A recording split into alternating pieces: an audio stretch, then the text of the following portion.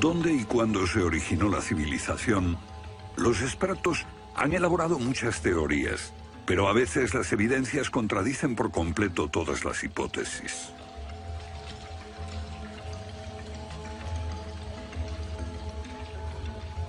Bajo el suelo congelado de Siberia se han encontrado especies animales extinguidas por un repentino cataclismo global, como el mamut gigante. También se han descubierto mapas muy antiguos que muestran la Antártida siglos antes de que fuese descubierta. Este mapa tiene centenares de años y describe la auténtica configuración de la Tierra de la reina Maud, que está oculta bajo 1 kilómetro de hielos, y su configuración real no se conoció hasta 1949. Hace 100 años, un arqueólogo concluyó que la antigua ciudad de Tiahuanaco, en Bolivia, fue un observatorio estelar alineado con el Sol y las estrellas. Calculó que tendría 17.000 años. Su afirmación fue puesta en ridículo hasta hace poco tiempo. La única corrección que yo haría se debe a que ahora contamos con mejores mediciones, y sospecho que su antigüedad sería de unos 12.000 años. Tiahuanaco es la ciudad más antigua que conocemos en toda la Tierra.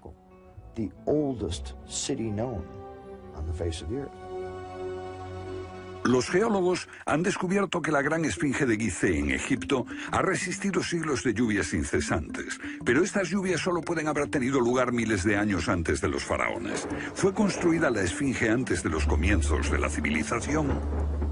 Lo que se pone en cuestión es la historia completa de la civilización. Puede que no haya ido en línea recta desde los estúpidos cavernícolas hasta los hombres tan listos de hoy con sus bombas atómicas. A veces, las pruebas que se hallan rompen todas las reglas. En este documental entrevistaremos a personas que están juzgando meticulosamente esas evidencias y elaboran nuevas teorías que pueden cambiar nuestra idea de la civilización humana. Esta enorme cara fue tallada por los antiguos olmecas de México. Se cree que tiene al menos 2.000 años y es inequívocamente africana. Sin embargo, se supone que los negros no llegaron a América hasta después de Colón. En su libro De la Atlántida a la Esfinge, el escritor Colin Wilson recoge indicios de lo que él y otros creen que son los rastros de una avanzada cultura anterior al comienzo de la historia.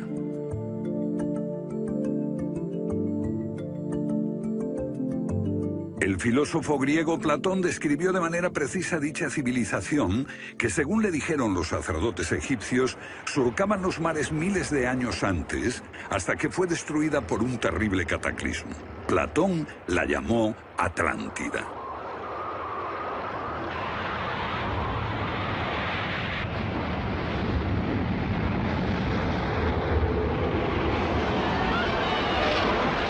La Atlántida. Un terrible cataclismo. Sabemos de una catástrofe así por otro mito, el diluvio bíblico, Noé y su arca, un mito igualmente despreciado por los científicos.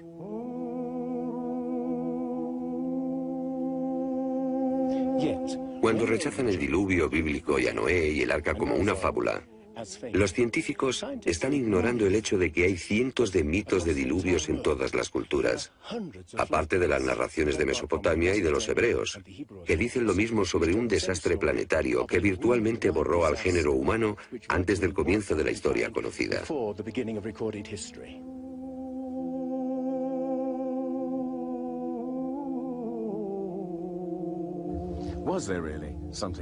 ¿Hubo realmente algo parecido a un diluvio? Y si así fue, ¿existió una civilización anterior a todas las otras? Digo una civilización, y no la Atlántida. Porque en cuanto se menciona la Atlántida, el científico exclama, «Oh, no», y deja de escucharnos. ¿Pero es neutral la ciencia? ¿Lo es realmente cuando afirma «limítese a los hechos como punto de partida»? La ciencia ha tendido a centrarse más en teorías que en hechos. Una teoría surge para explicar unos hechos, pero otros se dejan de lado. Nuevas evidencias pueden cuestionar la teoría, pero con frecuencia también son ignoradas. Llamamos a estos hechos anomalías. Son evidencias que no encajan en la teoría.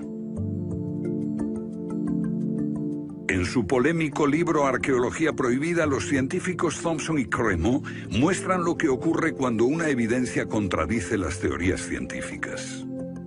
En los últimos 150 años, los arqueólogos y antropólogos han enterrado tantas evidencias como las que han desenterrado, literalmente. Básicamente estamos ante lo que llamamos un filtro del conocimiento. Este es un rasgo fundamental de la ciencia y de la naturaleza humana. La gente tiende a filtrar cosas que no convienen. Cuando los científicos ven que algo no se ajusta al paradigma aceptado, tienden a eliminarlo. No se enseña, no se discute, y la gente ni siquiera se entera de ello.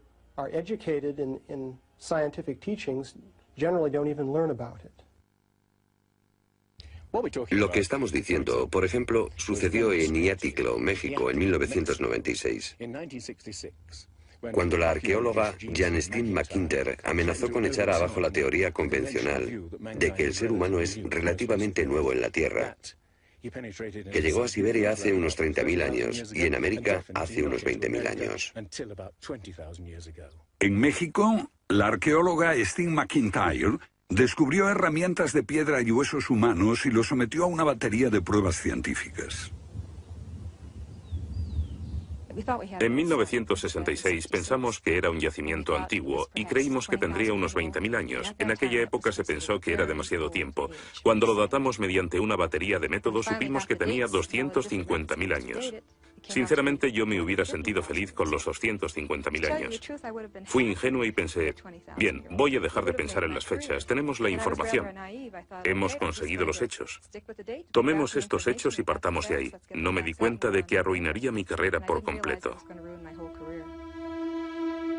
Todas sus oportunidades profesionales se frustraron. El yacimiento fue cerrado. Los permisos para investigar denegados sistemáticamente. No obstante, más de 30 años después, unos arqueólogos descubrieron en Siberia vestigios de seres humanos de 300.000 años de antigüedad. Una fecha que de repente hizo que la datación de Jan McIntyre no pareciese tan improbable después de todo. No es necesariamente una conspiración deliberada. No decimos que se trate de personas reunidas en una habitación y diciendo, vamos a engañar a la gente. Es algo que ocurre automáticamente en la comunidad científica. Cuando una evidencia difiere de la teoría predominante, no se habla de ella, no se da información. Y eso significa que la ciencia deja de progresar de la forma en que uno desearía.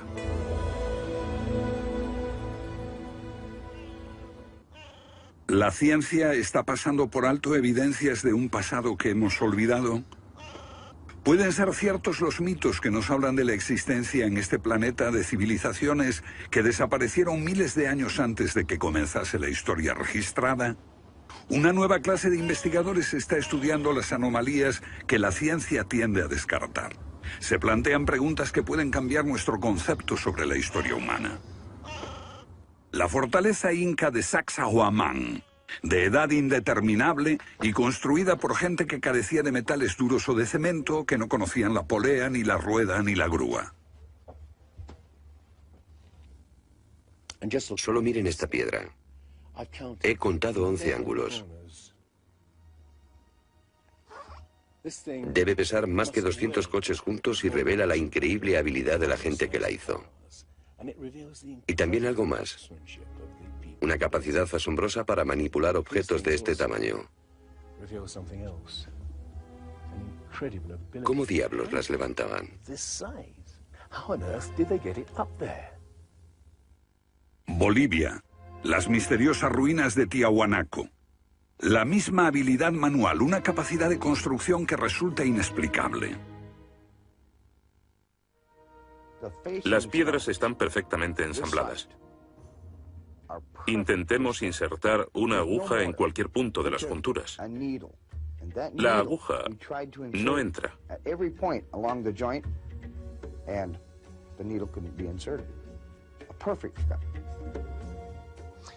Cuando los conquistadores españoles le preguntaron a los incas si ellos habían construido Tiahuanaco, respondieron, no, no la construimos.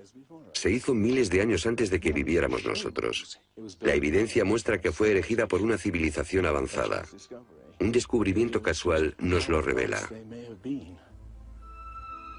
Los bloques de construcción de Tiahuanaco no están pegados con cemento. El que separa estas piedras descubre el inesperado brillo metálico que las mantiene unidas.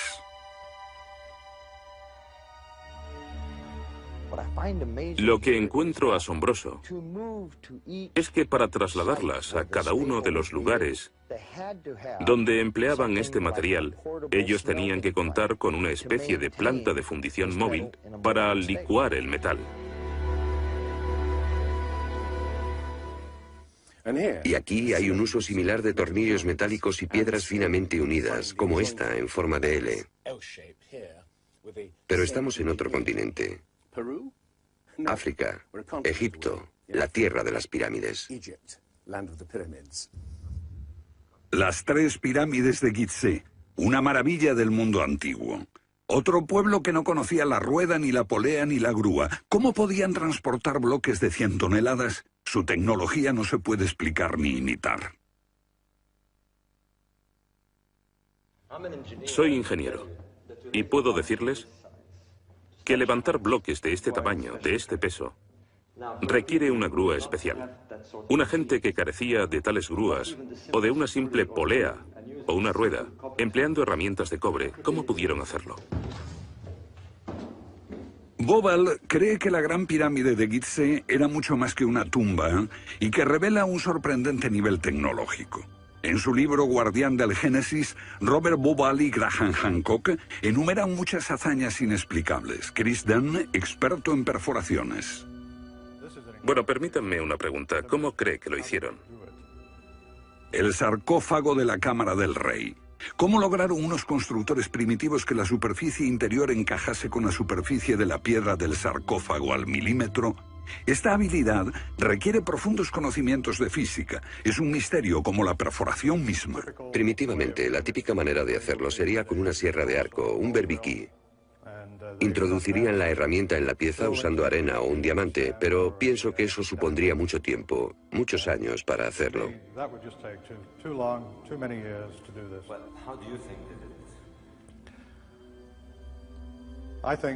Creo que debieron haber usado herramientas más potentes.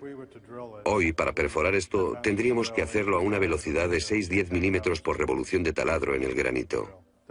Ellos lo hicieron más rápido de lo que lo haríamos nosotros.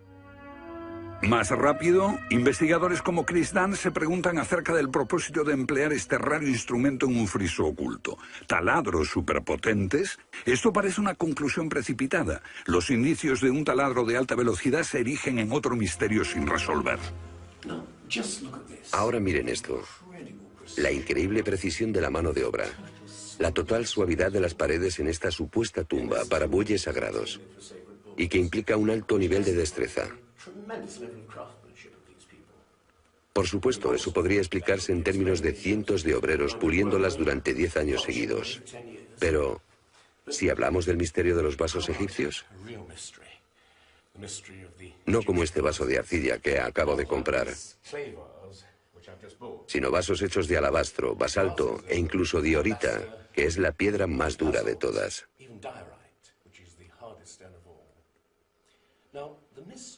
Es bastante fácil ver cómo se podría ahuecar taladrando directamente hacia adentro. Pero, ¿qué pasa con los ángulos? La tecnología moderna es incapaz de hacerlo.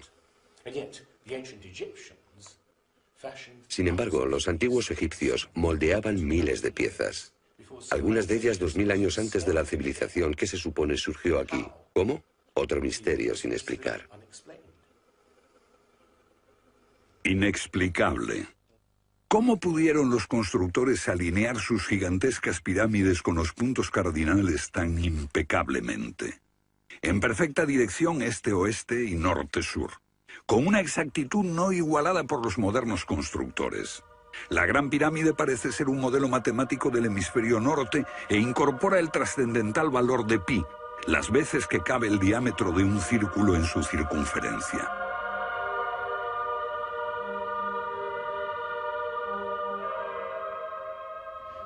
Está claro que lo que aquí tenemos es un avanzado sistema de matemáticas y tecnología, en un tiempo que no conocía su existencia. Para lograr estos resultados, los antiguos constructores tenían que usar un eclímetro de 52 grados. Cualquiera otro no valdría. Pero no solo los egipcios conocían el valor pi. Ese valor también está representado en la pendiente de esta pirámide y en el extraño ángulo que le dieron sus constructores, en Teotihuacán, México, el lugar que los indios llamaban Ciudad de los Dioses.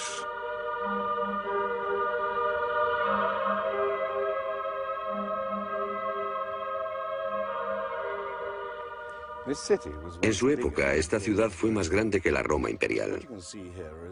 Lo que pueden ver es una serie de estanques que llenaban de agua, cuya superficie lisa reflejaba los cielos y cuyas ondas podrían servir como anuncio de terremotos.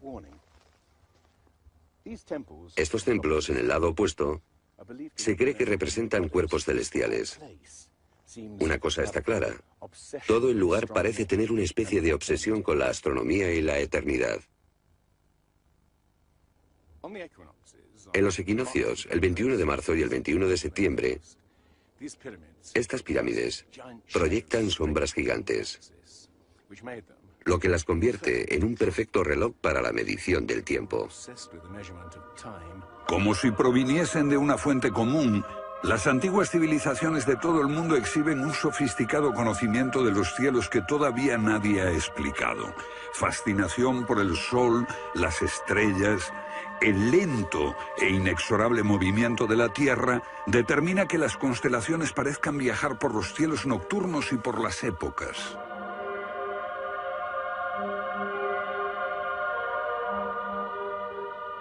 Según los estudiosos, los antiguos egipcios no tenían un gran conocimiento de la astronomía. Pero en el templo de Dendera hay muestras de su sofisticado conocimiento del cielo. Miren las constelaciones del zodíaco: Leo, Tauro, Piscis. Y aquí, la constelación de Orión. Bauval cree que la astronomía es la llave de muchos misterios de las pirámides. Los antiguos egipcios veían en la constelación de Orión a su dios Osiris, señor de los muertos y la vida ultraterrena. Bauval halló el reflejo de ese dios en las pirámides de Gizeh.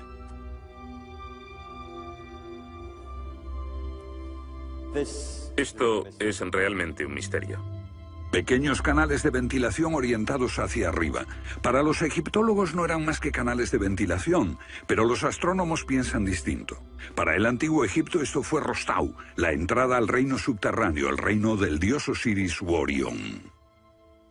Para los antiguos egipcios, Orión era Osiris, el gran dios de la resurrección. Esto es una reconstrucción del cielo en el año 2500 a.C., y fue sorprendente descubrirlo.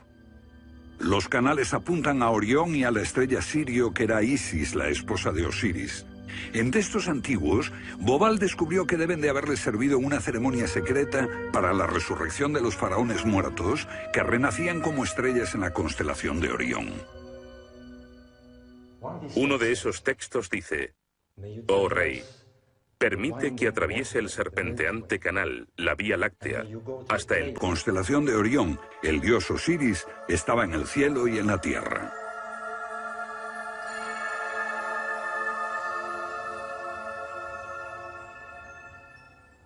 México, donde Teotihuacán presenta otro paralelo.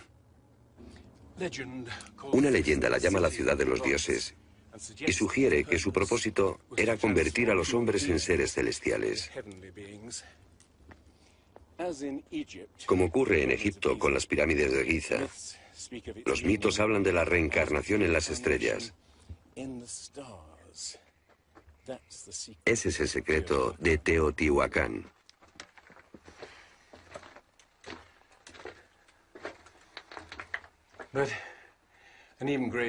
Pero esta pirámide presenta otro enigma mayor. Cuando se excavó por primera vez en 1906, se halló una enorme capa de mica. Ahora sabemos que la mica se usa como aislamiento eléctrico. No tenemos idea de para qué la utilizaban ellos. Lo que resulta aún más extraño es que la mica procede de Brasil. Imaginemos el problema de trasladar toda esta mica a más de 2000 kilómetros de distancia. ¿Cómo? ¿Con qué finalidad? No tenemos ni idea. Tiahuanaco, Bolivia. Otra cultura perdida revela la misma fascinación por el sol y las estrellas. Hace 100 años, el arqueólogo boliviano Poznański observó que en el primer día de primavera el sol salía exactamente por el centro del templo. Fue el inicio de un gran descubrimiento. Poznański descubrió que este templo era un observatorio, un gran reloj para medir la progresión del sol. Y podemos utilizar ese alineamiento astronómico para datar el lugar. Durante el año el sol sale cada día por un punto diferente del horizonte. El primer día de primavera un observador vería salir el sol exactamente en el centro. Estudiando el esquema de Poznański, dedujimos que en los primeros días de invierno o de verano el sol saldría por encima de las piedras angulares. Pero no fue así. Los arqueólogos actuales dicen que los constructores cometieron un error de cálculo. Después de observar la perfección con la que se construyó este sitio, con piedras de 100 toneladas, sugerir que los marcadores del solsticio están mal alineados me parece increíble. Neil Stide hizo una completa verificación de los cálculos de Poznański. Midiendo el ángulo de las piedras angulares y comparándolo con las posiciones actuales de salida del sol, Poznański calculó que Tiahuanaco fue construida hace 17.000 años. En ese tiempo, la inclinación del eje de la Tierra era ligeramente distinta de lo que es hoy en día y el sol habría salido directamente encima de las piedras angulares.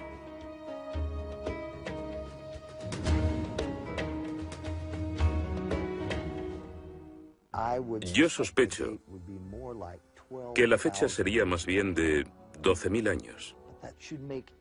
Pero eso haría que todos nos cuestionásemos completamente los orígenes de la civilización.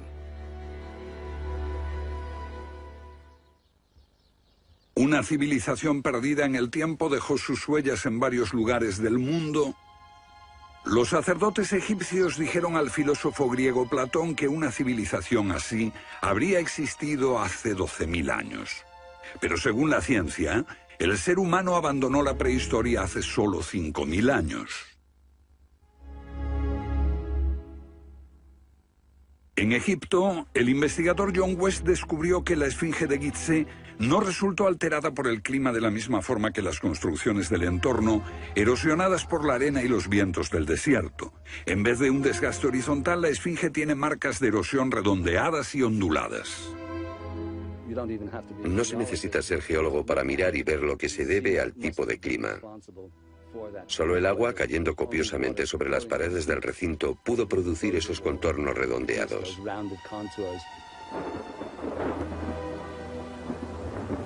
¿Agua en el desierto del Sáhara? Ciertamente no en tiempos de los faraones. Para eso hay que trasladarse a finales de la era glaciar. Unos 10.500 años antes de Cristo, miles de años antes de que existiesen los faraones. ¿Pero por qué entonces la esfinge tiene cabeza de faraón?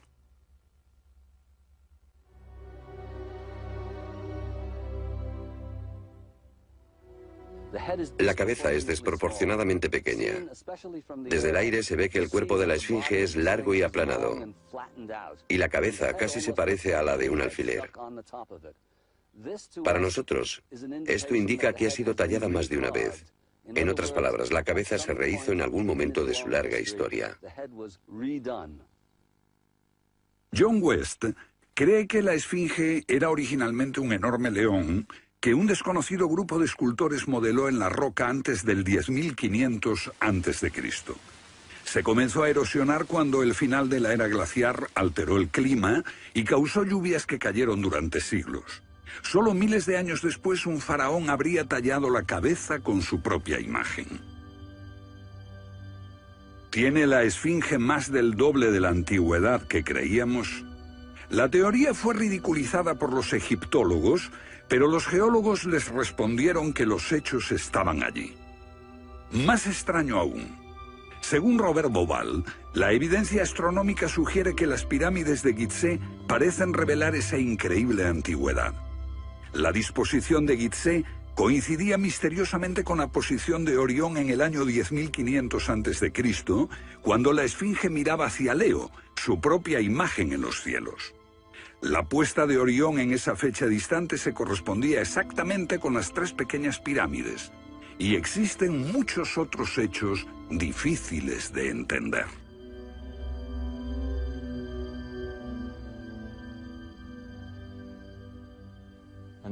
Esto coincide exactamente con las ideas que se desarrollaron tras los análisis geológicos de la Esfinge. Dos ciencias sólidas indican que la Esfinge podría remontarse al año 10.500 a.C.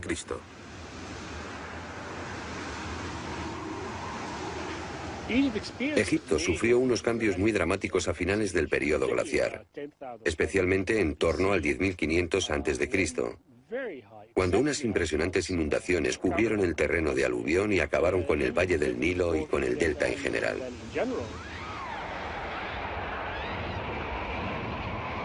«10.500 años antes de Cristo, un periodo de inundaciones. ¿Pudieron los diseñadores de Gizeh remontarse a un tiempo tan distante? El tiempo de sus mitos dice que el dios Osiris y sus asistentes ascendieron del caos para traer los primeros frutos de la civilización. ¿De dónde vinieron?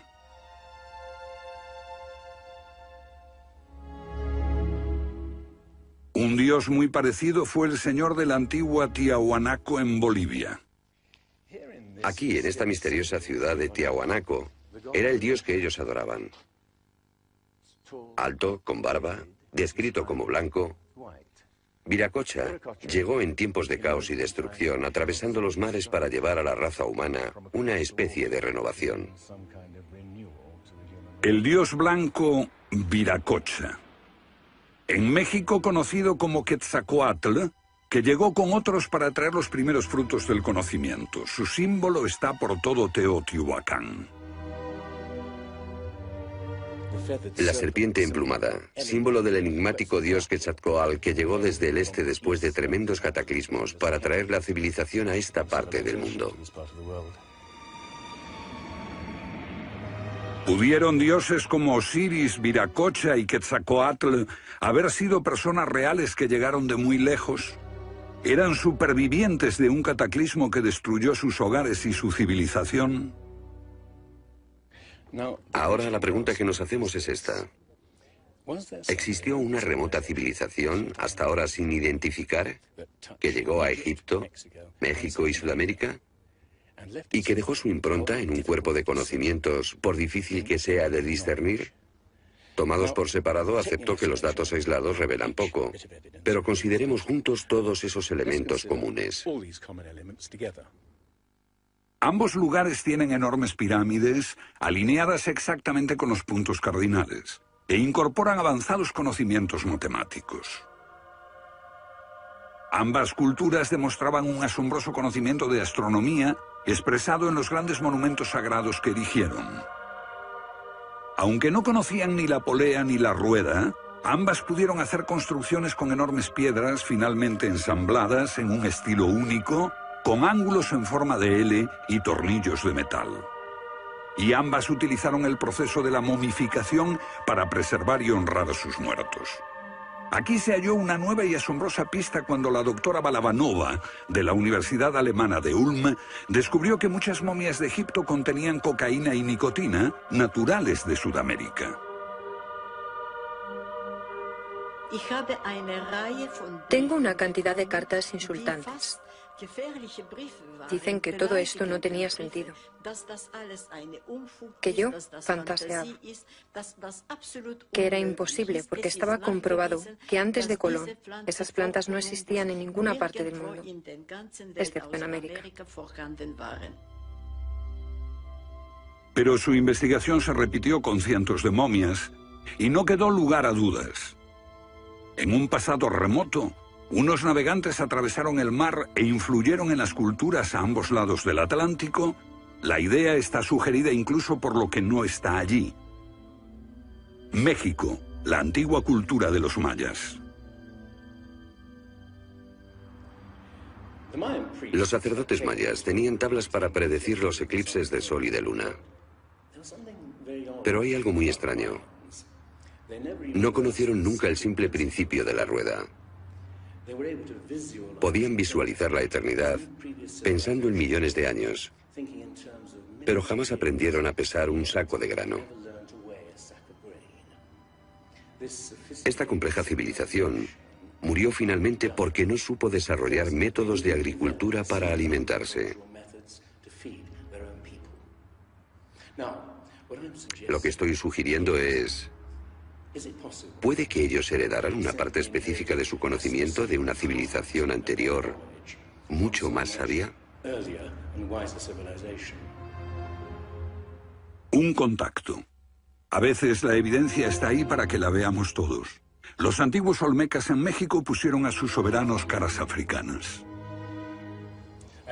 ¿Qué les parece esta? Tallada por esos mismos olmecas. Es genéticamente imposible que un indio tenga barba, pero aquí está la cara de un blanco caucasiano, esculpida 2000 años antes de que los españoles llegaran al Nuevo Mundo.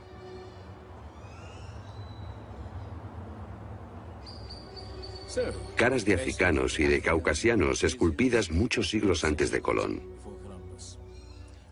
¿De dónde vinieron? ¿Cómo llegaron aquí?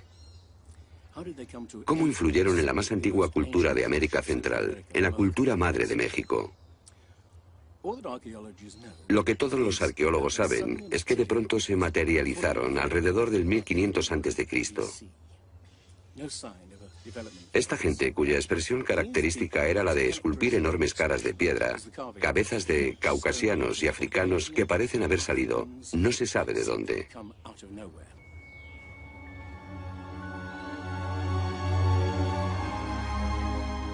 Oaxaca, la antigua ciudadela del Monte Albán. Aquí, en el sur de México, está el último testimonio de esos misteriosos hombres. Porque estas figuras esculpidas en piedra parecen corresponder a muertos en combate. Desnudas, desamparadas, la mayoría castradas. Este puede reflejar el momento en que estos hombres desaparecieron de la historia.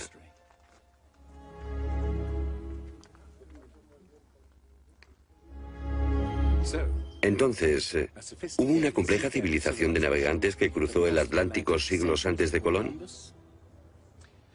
Pero tenemos otra evidencia. Estos son viejos mapas que sugieren que los antiguos marinos tenían un conocimiento de la Tierra que nunca se ha explicado. Un puzzle para los científicos de este siglo. En 1513 el almirante turco Piri Reis cartografió parte del mundo que nadie había visto hasta entonces. Colón solo exploró la zona del Caribe. No bajó a esta zona de Sudamérica, hasta la Antártida. No estuvo nunca por esa zona. Pero estos mapas muestran todos estos detalles con gran precisión, antes de que cualquier explorador europeo llegase a esas regiones. Este mapa, de muchos siglos, describe la configuración real de la tierra de la reina Maud, que ahora está sepultada bajo 1 kilómetro de hielo. Y su forma precisa no se determinó hasta 1949. Inexplicable. Los cartógrafos han meditado mucho sobre la extraña proyección cartográfica utilizada en el mapa. Hallaron un parecido con el que utiliza un moderno submarino nuclear que hace mediciones del mundo mientras se aleja de un punto de referencia. En este caso, el centro está en Egipto. ¿Es ese el hogar de los antiguos cartógrafos? El mapa muestra exactamente esta parte del mundo, pero hay más. Para mí el aspecto más significativo del mapa de Piri Reis es que describe exactamente la longitud. Algo que los europeos no fueron capaces de hacer hasta el siglo XVIII. La longitud.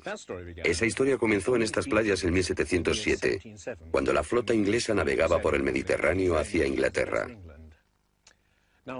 En aquellos días era bastante fácil determinar a qué distancia estaba el norte o el sur, midiendo el ángulo que el Sol y las estrellas formaban con la superficie de la Tierra.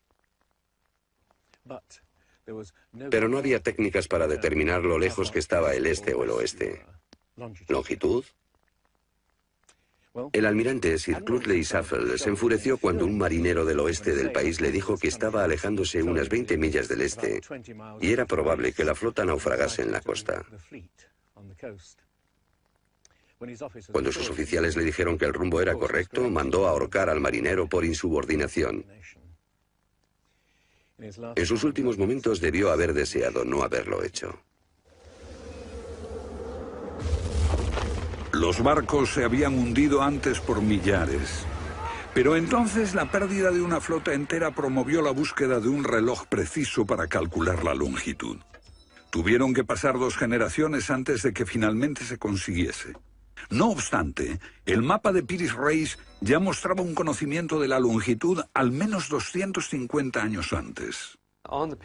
En el mapa de Piri Reis se menciona el hecho de que se trate de una recopilación de muchas otras cartografías.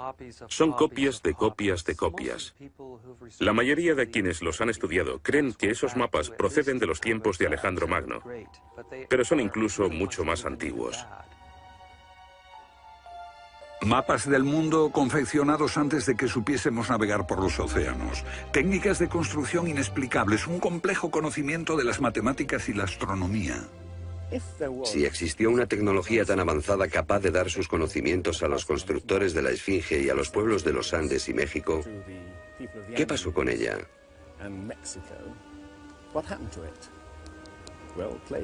Platón dice que existió esa civilización avanzada tecnológicamente y capaz de surcar los océanos del mundo, la Atlántida, situada en una enorme isla-continente. Rechazando una civilización perdida, la ciencia niega también la idea de una catástrofe global que la destruyó. Pero Platón y la Biblia no son las únicas evidencias. El Popol Vuh, libro sagrado de los mayas, habla de enormes marejadas e inundaciones que azotaron el mundo durante meses. Una lluvia fría y negra indescriptible y granizo. Los antiguos hablaban de tiempos de caos, de inundaciones y oscuridad de los cuales emergieron los dioses para dar forma a la tierra de Egipto.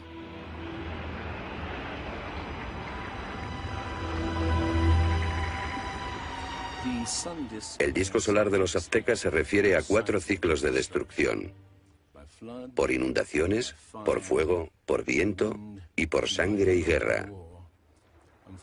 Y prevé el fin del mundo por un enorme cataclismo surgido de las entrañas de la tierra.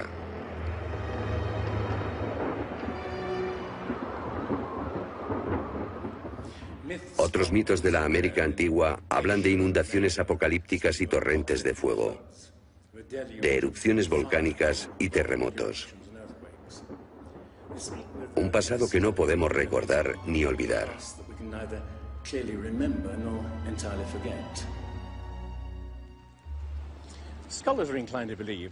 Los especialistas tienden a creer que el diluvio es una fantasía de los viejos poetas. Pero supongamos que los expertos se equivocan. Supongamos que una serie de terribles catástrofes naturales redujeron a nuestros ancestros a pequeños grupos que vivieron apartados y se esparcieron por todo el mundo. Lo que buscamos es una época que coincida perfectamente con los mitos, igual que el zapato encaja en el pie de Cenicienta. Una pista. La fosa de Alquitrán en La Brea, California. Una inmensa sepultura de millones de animales que hoy se ha convertido en atracción turística. Bajo la superficie está el campo de petróleo del lago Salado. El asfalto brota por las grietas y fisuras como un papel cazamoscas y atrapa a los animales. Y encontramos aquí una increíble colección de especies atrapadas en los últimos 40.000 años.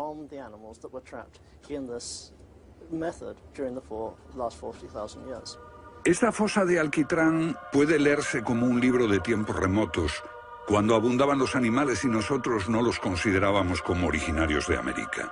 Mamuts, elefantes, rinocerontes, perezosos gigantes, tigres sable, incluso caballos y camellos. Después, una tremenda catástrofe los barrió, al parecer en unas pocas décadas, en torno al 10.500 a.C., hace más de 12.000 años. Todos los grandes animales, cualquier animal más grande que un coyote, se extinguieron en pocas décadas. Sí, fue sin duda una gran catástrofe.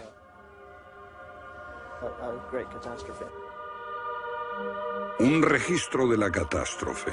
El fin de la era glaciar. En el 10.500 a.C., hace más de 12.000 años, temperaturas que habían permanecido relativamente estables durante miles de años de pronto se elevaron. Un aumento de temperatura de más de 5 grados en un abrir y cerrar de ojos. Solo entre 3 a 10 años.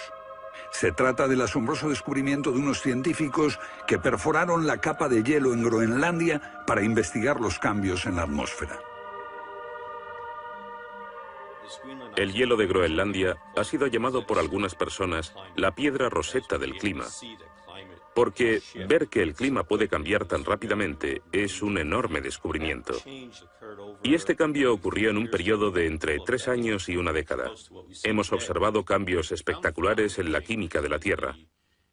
Y descubrimos que en un periodo en el que las placas de hielo estaban empezando a derretirse, es cuando tenemos más señales de sedimentos volcánicos y de mayor magnitud, mayores concentraciones que en cualquier otro periodo en los últimos 110.000 años.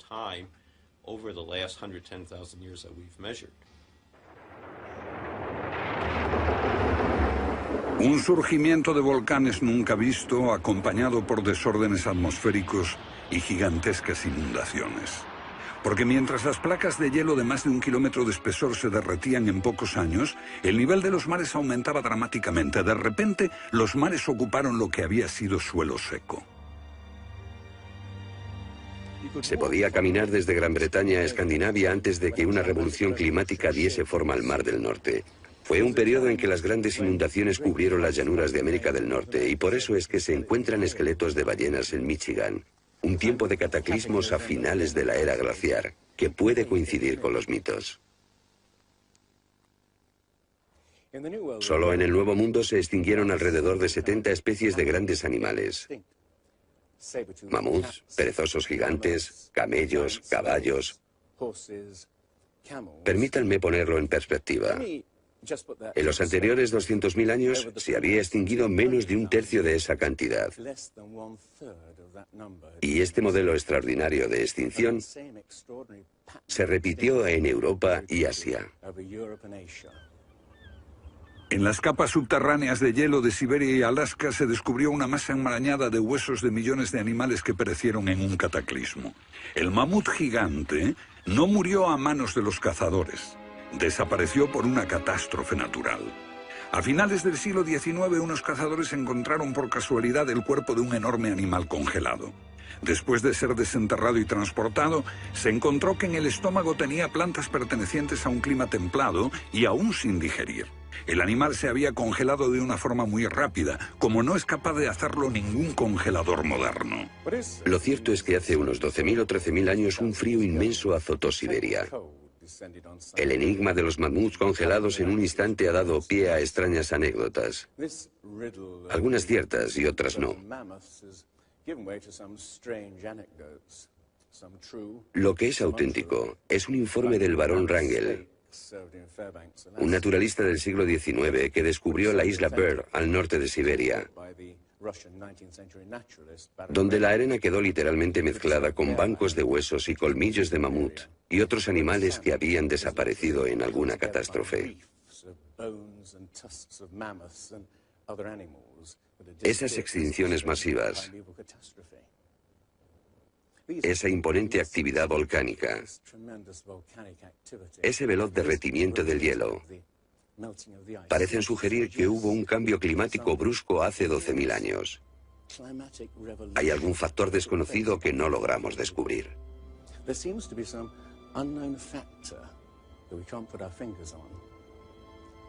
El fin de la era glaciar. ¿Qué provocó esa revolución? He aquí la gran cuestión. ¿Qué causó el cataclismo? Una de las mejores ideas la ha planteado Charles Hapgood. Él sugiere un desplazamiento repentino de la corteza terrestre. Toda la corteza de la Tierra es solo 1/3 de un 1% de la masa terrestre. Como la piel de una naranja, si se suelta, se mueve. Más fina que una cáscara de huevo, La corteza de la Tierra queda apoyada en un interior líquido. La teoría imperante sobre la corteza terrestre es la de las placas tectónicas. Los continentes se separan lentamente durante cientos de millones de años. Aunque la ciencia rechazó esa teoría durante más de medio siglo, ahora niega también la idea de que la corteza pudo moverse en su conjunto y repentinamente. Pero un científico quedó hipnotizado por la idea. Se llamaba Albert Einstein.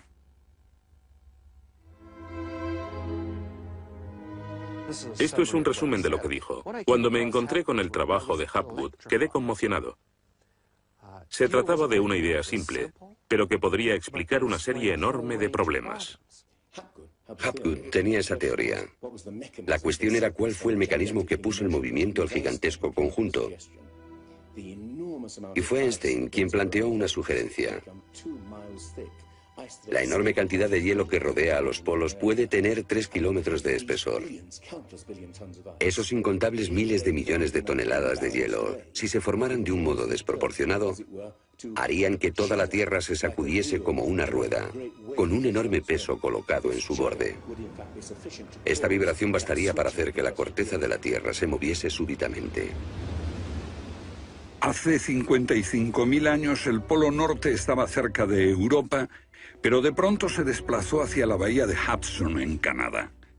Y en torno al año 12.500 a.C. se volvió a mover casi 2.000 millas hasta donde está actualmente. O es mejor decir que las tierras y los mares atravesaron el polo, impulsados por un repentino desplazamiento de la corteza terrestre. De ser así, esta es una de las cosas que habían ocurrido al final de la era glaciar. El desplazamiento impulsó a América fuera de la zona polar. El mar en el norte se congeló con una fina capa de solo unos metros de espesor. La inmensa vieja capa de hielo de Norteamérica, con más de 1,5 kilómetros de grosor, se derritió rápidamente en pocos años. Ahora, lo que es muy interesante de la teoría de Hapgood y Einstein es que también explica bastante bien algunos otros mitos, independientemente del diluvio. Hay mitos sobre tremendos terremotos, catástrofes volcánicas, lluvias negras cayendo del cielo, congelación repentina, congelación del suelo. Y podemos ver que un ejemplo de esto es precisamente lo que pudo pasar si la corteza terrestre se desplazó.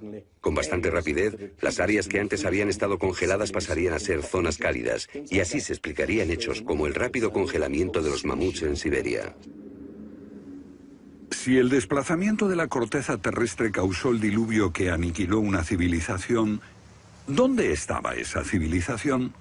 Algunos investigadores creen haberla hallado en la isla griega de Santorini, que fue devastada por una terrible erupción, o en la antigua Troya, o en la isla alemana de Heligoland, casi arrastrada hacia el Mar del Norte. Pero no se ha encontrado nada. Y es precisamente este problema lo que ha hecho descartar la Atlántida de Platón como una propuesta seria. Veamos. Los oceanógrafos han cartografiado los suelos oceánicos y sencillamente no hay ningún continente perdido. ¿O sí? Platón describe la Atlántida como una vasta isla-continente con montañas situada en medio del océano. Y el océano, por supuesto, es el océano que rodea toda la Tierra. Fue más tarde que comenzamos a dividir el océano en diferentes partes, llamándolo Atlántico, Pacífico, etc. En realidad el mundo tiene un solo océano. Y los mitos de todo el mundo son muy explícitos acerca de lo que pasa. El Sena-Vesta, de la literatura védica, describe que esa isla no solo se destruyó tras un diluvio, sino que está cubierta por nieve y hielo. De modo que estamos buscando una isla cubierta de nieve en medio del océano, y una gran candidata para este papel es la Antártida. Si el Polo Norte se desplazó, también debió hacerlo el Polo Sur. Flennat cree que hace 12.000 años una parte de la Antártida permanecía en zonas templadas y pudo haber albergado una civilización que desapareció cuando el continente se convirtió en el Polo Sur. Esa es la explicación que él encuentra en los mapas que muestran partes de la Antártida que están debajo del hielo. El almirante turco Piri Reis demuestra un conocimiento de la Antártida que no debería de tener. Tras examinarlos, especialistas en cartografía de la Armada y de las Fuerzas Aéreas nos dicen: hemos hecho comparaciones de picos salientes y de montañas. Hemos descubierto que coinciden de forma asombrosa. Lo que debemos enfatizar es que no estamos hablando de un mapa, el mapa de Piri Reis, que podría cuestionarse. Estamos hablando literalmente de docenas de mapas. Por ejemplo, el mapa Phineus de la Antártida es sumamente preciso en cuanto a la configuración, mostrando sistemas fluviales que existieron allí, pero que no se conocían en el siglo XVI. La Antártida no fue descubierta hasta cerca del año 1800. Entonces, ¿cómo pudieron los cartógrafos europeos representarla? Solo, cree Flenard, si ellos la copiaron de copias de otras copias de mapas que se remontan milenios atrás. Hace solo unos 25 años supimos que bajo la capa de la Antártida existían unas islas, un continente, bajo un océano helado. Sin embargo, esa información ya estaba aquí, en este mapa. Estas islas de aquí corresponden a este área, y el modelo de nevadas aquí es muy intenso. Nada aquí. Estas islas debajo de este punto se podrían haber unido entre ellas antes de unirse a la tierra firme. Así, lo que se describe aquí es algo que yo creo que verdaderamente ocurrió en torno al 8000 a.C. Puede que en el 6000 a.C. a lo sumo. No hay forma de saber cómo lo consiguieron, a menos que postulemos la existencia de una civilización con habilidades para la navegación y la confección de mapas que solo se reinventaron en nuestro tiempo.